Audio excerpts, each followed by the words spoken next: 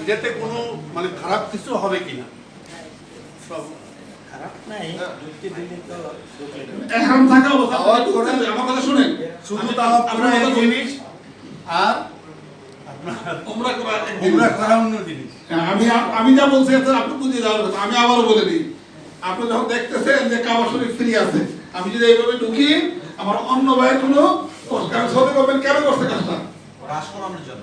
হ্রাস কমানোর জন্য। যেখানে অনেক সময় এখনো এরকম হয়ে যায়, নিজেরা আমি যে কিছুদিন আগে উমরা করছি, আমি 7-8 দিন, আমি যখনই ঢুকি উমরা তো করি, তাও দেখছি যে অনেক কষ্ট, প্রচন্ড কষ্ট হয়।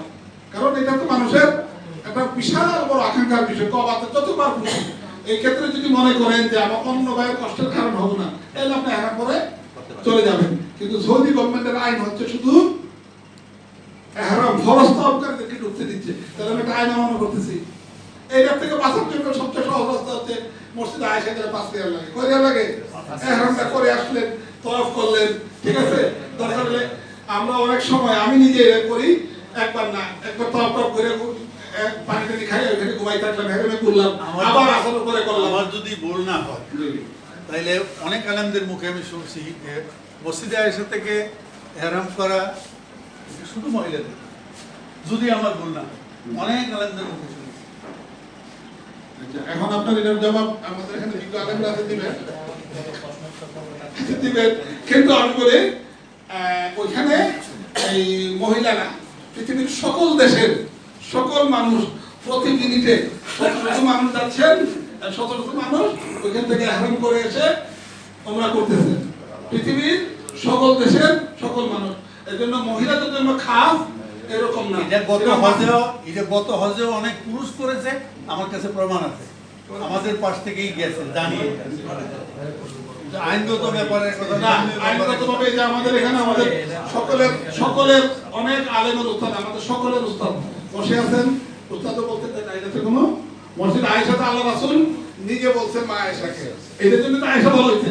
মানে এটা কিভাবে বলছে? এভাবে বলছে এই জন্য না, তুমি এখানে করে আসো না। মসজিদের যে হুদুদ আছে না, বাইতুল্লাহর হুদুদের বাইরে মসজিদ আয়েশা। আমার কথাটা বলেন, কিসের বাইরে? হুদুদের বাইরে। তো আপনাকে তো ইহরাম হুদুদের বাইরে থেকে পরে আসতে হবে। আমার কথা বুঝতে পারেন নাই? মুকিমদের জন্য, আপনি যেহেতু এখানে যে মুকিম হচ্ছেন এই জন্য এটা ওইখানে পরে আসবেন। কিন্তু নিয়মটা হচ্ছে আমরা ইহরাম থেকে করবো একদিকে জুলহুলাইফা। আমরা যখন যাবো, জুলহুলাইফা একটা পাহাড়, ওইখান পর্যন্ত কি আপনি পরে আসতে পারবেন না। ইয়ালাম নাম পাহাড়, ইয়ালাম নাম। এদিকে আছে কারণে মানাজির হচ্ছে তায়েফ, ওইখানে একটা সীমানা আছে, ওইখানে সৌদি গভর্নমেন্ট মসজিদ করে দিয়ে রাখছে। তো তায়েফকে আমরা ওইখান থেকে পরে আসতে পারতেছি। তারপর আমরা যখন মদিনা থেকে আসবো, হ্যাঁ, ওইখান থেকে পরে আসতে পারতেছি। কথা বুঝতে পারছেন? এই যদি আপনার মধ্যে কোনো সংশয় কাজ করতে, আমার মধ্যে কোনো সংশয় নাই, এবং সারা পৃথিবীর সকল মুসলমানরা পড়তেছে, তো কেন করবো না আমি? কথা বুঝতে পারছেন? আলহামদুলিল্লাহ।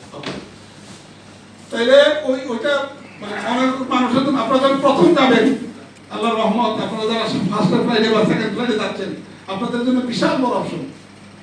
কথা বুঝতে পারছেন? আপনারা আগামী 15 দিন মন মতো পারবেন। এই যে হাতুরা সচ্চমাদার কথা বলতেছেন না, নেশা করতে হবে। নেশা করা বুঝেন? আর এই সকল কাজের জন্য তাওয়াক্কুল করতে হবে কার উপরে? আল্লাহর উপরে। আমি হজে যখন গেছি, আমি কিন্তু এরকম না যে ফার্স্টে গেছি, আমি একটু লাস্ট মুভমেন্টে গেছি। তো তখন তো ইয়াং ছিলাম না, প্রতিবারই নেশা যে আমি যে কোনো ভাবে খাজরা সওয়াব জমা দেবো।